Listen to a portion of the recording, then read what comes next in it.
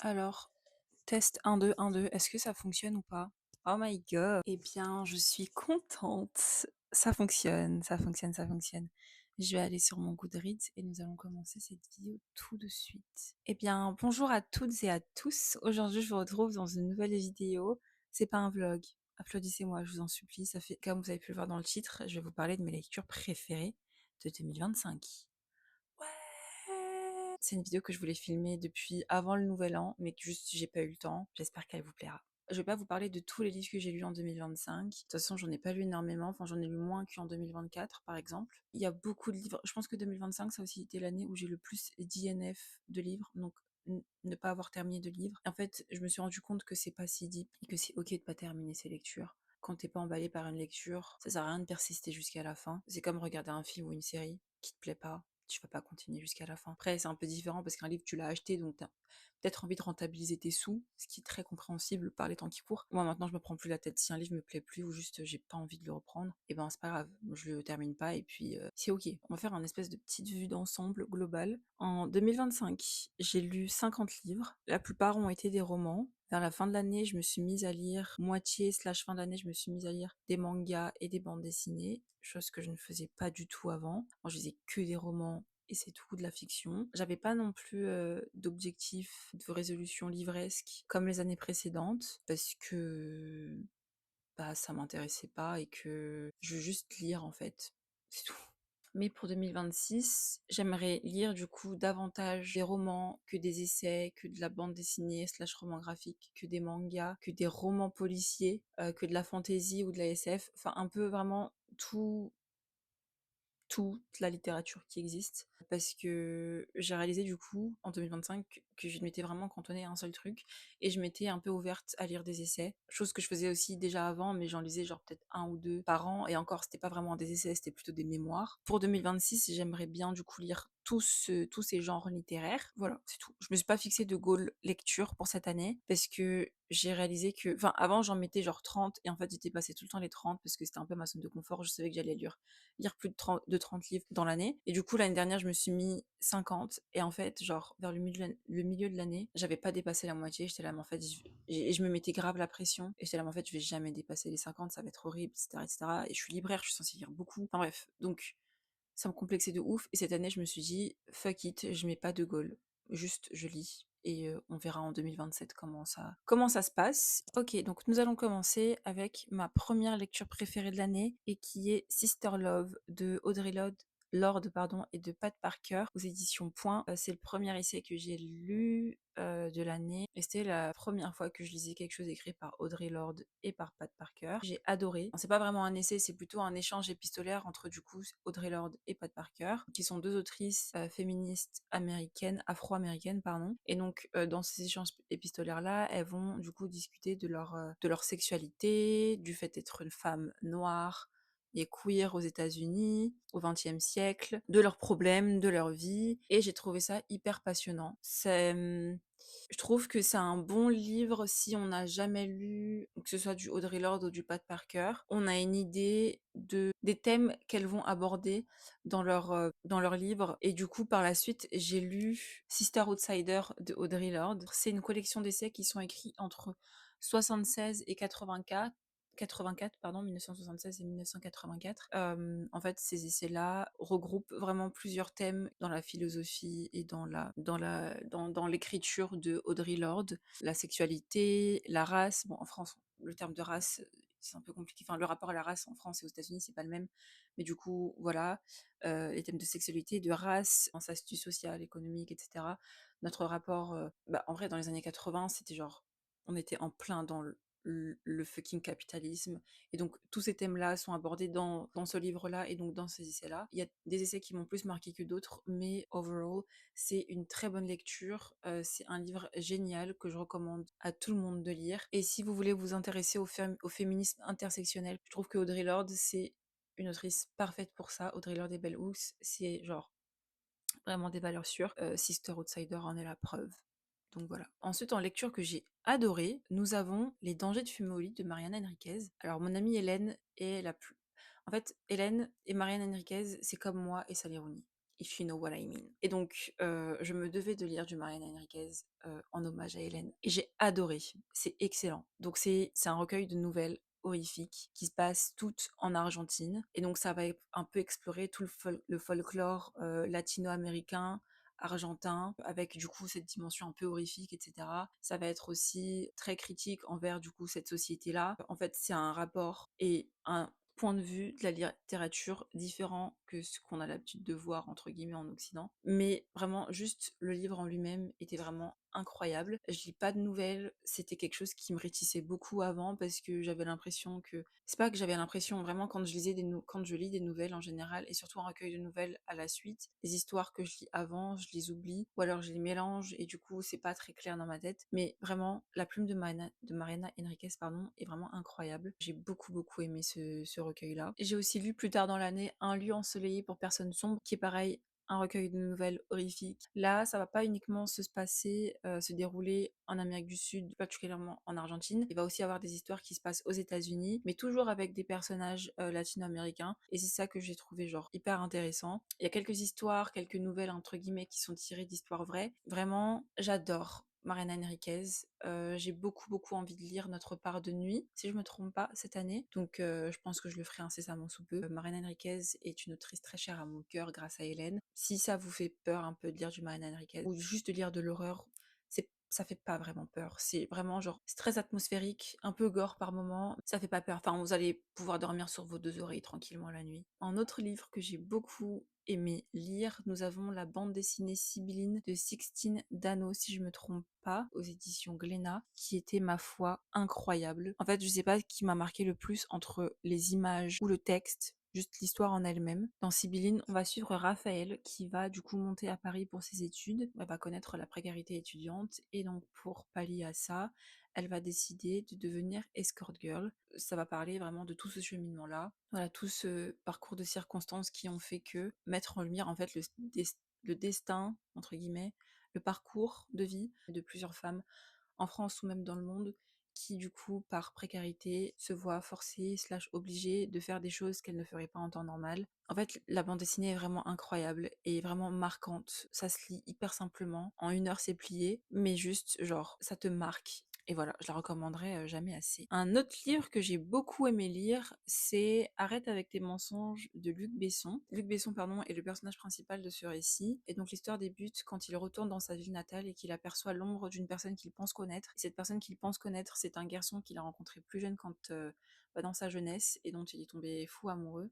Et donc ça va retracer du coup toute cette histoire-là jusqu'au moment de l'ombre. C'est un livre hyper court que j'avais lu dans le car quand on était parti à Lyon. Je sais pas si vous avez vu le vlog. Le vlog est génial, allez le voir. Il est vraiment trop bien, c'est un de mes vlogs préférés. Mais je l'avais lu du coup dans le bus. Je l'ai lu d'une traite et j'ai adoré. Donc voilà, si vous aimez vraiment les histoires courtes, frappantes, poignantes, qui vous marquent, qui vous font pleurer et qui sont tristes, ce livre est fait pour vous. J'aimerais bien lire d'autres livres de cet auteur. C'est juste qu'il y a énormément de livres à lire. Il y en a beaucoup trop. Et donc je sais pas par lequel commencer, mais celui-ci était vraiment génial. Un autre livre que j'ai énormément adoré et que j'ai lu juste après celui-ci, c'est Romancé de Marseille de Claude McKay. Ce livre-là est sorti milieu du XXe siècle, je dirais, genre dans les années 60, quelque chose comme ça. Et il n'a pas été édité en France jusque il y a peut-être 4-5 ans. Et moi, je l'ai découvert autour d'une discussion avec mon amie Morgane. Elle avait lu Le visage de Pierre. Elle m'avait dit que c'était un peu similaire. Et donc, du coup, je m'étais acheté et Le visage de Pierre et Romancé de Marseille. Je savais pas par lequel commencer, donc j'ai pris celui-ci. Et en fait, j'ai adoré. C'était excellent. Je pense que c'est un de mes livres préférés. Je lui en suis éternellement reconnaissante. Donc c'est l'histoire d'un homme qui va se faire arnaquer par la femme qui pense être l'amour de sa vie. Après cette arnaque-là, il va se cacher sur un bateau pour migrer aux États-Unis. Et pendant ce voyage-là, il va se faire couper les jambes. C'est horrible. Par erreur. Du coup, en arrivant aux États-Unis, il va faire la rencontre d'un avocat et il va vouloir retourner en France pour retrouver du coup la femme qui lui a fait du mal. En fait, le récit s'étend sur tout ça. Et en fait, c'est vraiment genre, ce que j'ai préféré dans ma lecture, c'était l'atmosphère de Marseille dans les années 20, mais aussi le fait d'avoir un personnage principal noir pendant cette période de l'histoire, ce qui est très rare. Et en même temps, le récit d'une ville remplie d'histoires. Et ouais, voilà. C'est pas un livre très joyeux. La preuve, il se fait couper les jambes. C'est un livre qui se lit vraiment tout seul et qui est addictif, mais vraiment dès la première page, tu as juste envie de savoir toute la fin. C'est aussi un livre sur la revanche, la vengeance, le fait de se relever même quand on est au plus bas.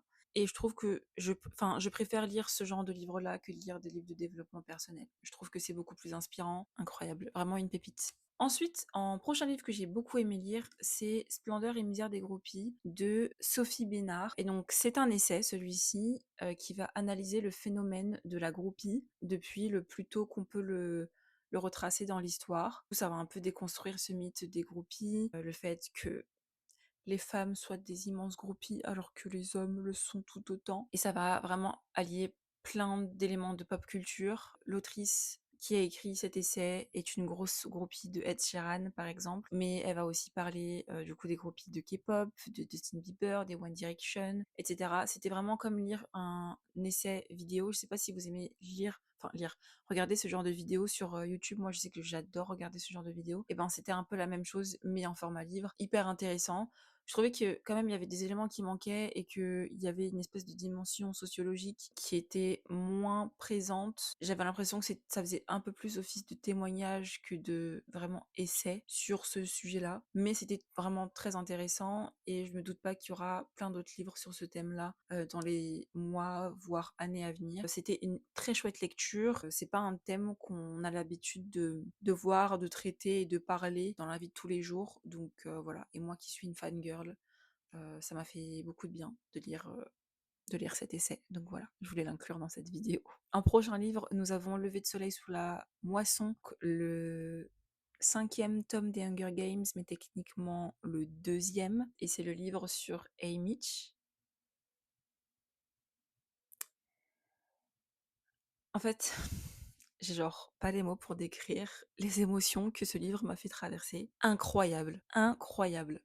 Si le 2e volume des Hunger Games est votre film slash livre préféré, je pense que vous allez énormément aimer celui-ci. Moi, je sais que mon film préféré d'Hunger Games, c'est le 2. Et en fait, on en sait plus sur les personnages. En fait, c'est vraiment genre traumatisant à souhait, cruel à souhait, triste à souhait. En fait, c'est tout ce que j'aime. J'adore pleurer. Et ce livre était parfait. Et Mitch, c'est mon personnage préféré. J'ai tellement hâte du film en novembre. You have no idea. Je sais pas ce que je vais devenir quand le film sortira. Mais je ne serai pas la même personne, sachez-le.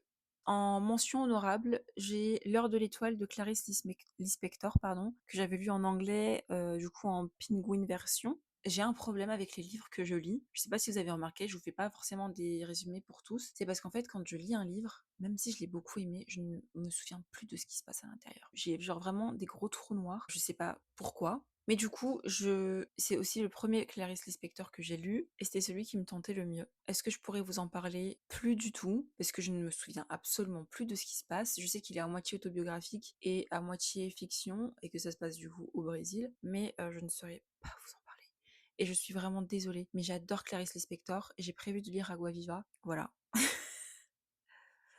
Oupsie. Ensuite, en autre livre que j'ai beaucoup aimé lire, nous avons Every Summer After de Carly Fortune, qui est une romance très à la The Samaritan Pretty et que j'ai énormément aimé lire, qui m'a pris tout mon mois de juin à lire si je me trompe pas, mais qui était très sympatoche. Donc voilà, ouais, si vous avez beaucoup aimé The Samaritan Pretty, il y a des chances que vous aimiez. Donc voilà, c'est vraiment genre deux amis d'enfance qui se voient tous les étés en grandissant. Il va se passer un événement, ils vont plus se voir pendant plusieurs années et il va se passer un drame. Et donc du coup, un des deux personnages va retourner dans la ville, l'espèce de ville balnéaire où ils avaient l'habitude de passer les vacances ensemble. Ils vont se retrouver et les sentiments vont se raviver et il va y avoir des triangles amoureux et du drama et c'était vraiment trop sympa à lire. Ensuite, nous avons Je rouille de Robin Watine aux éditions Calman Levy que j'ai lu pour la rentrée littéraire pendant les vacances d'été. C'est le livre parfait pour l'été, mais ça se passe en été et pareil,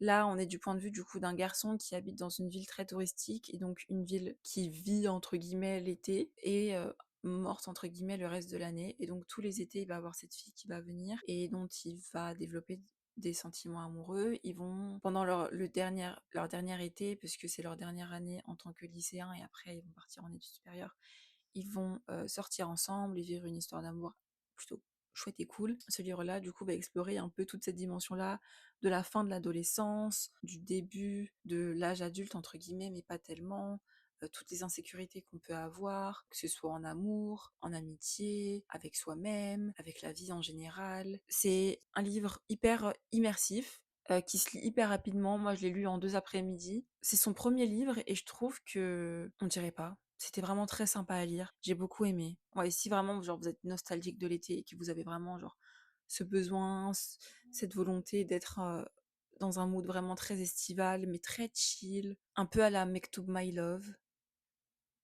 Je sais pas si c'est une bonne ref. C'est un bon livre pour vous. Voilà. Un prochain livre que j'ai beaucoup aimé lire, on va parler de manga. Et donc j'ai le tome 1 de Monster. C'était mon collègue qui me l'avait recommandé parce que bah, du coup, comme je vous l'ai dit, je lis pas de manga de base. Enfin, à part Nana, je lis pas de manga. Et donc je lui ai dit, enfin, je lui avais demandé s'il avait pas une rêve d'un manga un peu incontournable à avoir lu au moins une fois dans sa vie. Et donc il m'a recommandé celui-ci et j'ai adoré. Et donc c'est l'histoire d'un docteur qui est promis à un très grand avenir et un jour il va avoir un dilemme, soit sauver le maire de la ville si je me trompe pas, ou un petit garçon. Il va choisir de sauver le petit garçon pour X et Y raison. Et des années plus tard, il va se rendre compte que le petit garçon qu'il a sauvé est en réalité un tueur en série. Il va essayer un peu de réparer son erreur et donc se lancer dans une mission de le retrouver et d'éviter qu'il tue à nouveau. Et ça c'est le tome 1. Je sais pas si j'ai fait un bon résumé, mais grosso modo, c'est ça l'histoire. Et c'est hyper bien. Il faut absolument que je lise la suite. Juste pas le temps et flemme. Mais le tome 1 était génial. Et en deuxième manga que j'ai lu les 3 tomes de She Wasn't a Guy, de Sumiko Arai, si je me trompe pas. C'est l'histoire de Aya, qui est une jeune lycéenne un peu populaire, très coquette, etc., qui va tomber amoureuse d'un disquaire chez qui elle a l'habitude d'acheter ses CD, enfin ses disques quoi. Et il va s'avérer qu'en fait ce disquaire-là n'est pas un garçon, mais est une fille. Et voilà, c'est tout. Et c'est trop mimes, c'est adorable. Et voilà, elle va un peu, enfin, du coup, se découvrir, elle, son orientation sexuelle et ses sentiments pour une autre fille, et le regard des autres, etc. Et c'est vraiment trop bien.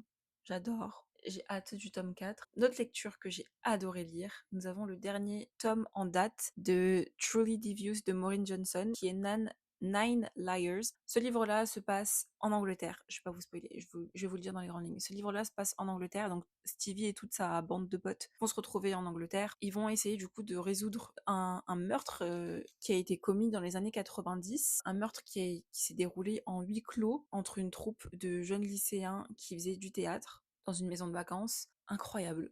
Ce dernier tome est incroyable et j'ai vraiment besoin de lire la suite ASAP et apparemment il y aura une suite parce que la fin m'a laissé sur le cul. Voilà, c'est tout ce que j'ai à dire. Et pour un livre un peu genre middle age, d'enquête et policier un peu, je trouve que c'est mais tellement bien écrit. Et d'ailleurs, si vous lisez pas en anglais mais vous avez envie de commencer la lecture en anglais, c'est les meilleurs livres pour commencer la lecture en anglais parce que c'est hyper prenant, le langage est hyper simple, c'est très contemporain aussi, tout en étant quand même très littéraire. C'est des très très très bons livres. C'est genre une très très bonne série. J'ai lu les 2 volumes de Zone Fantôme de Junji Ito. J'avais lu que Tommy plusieurs années.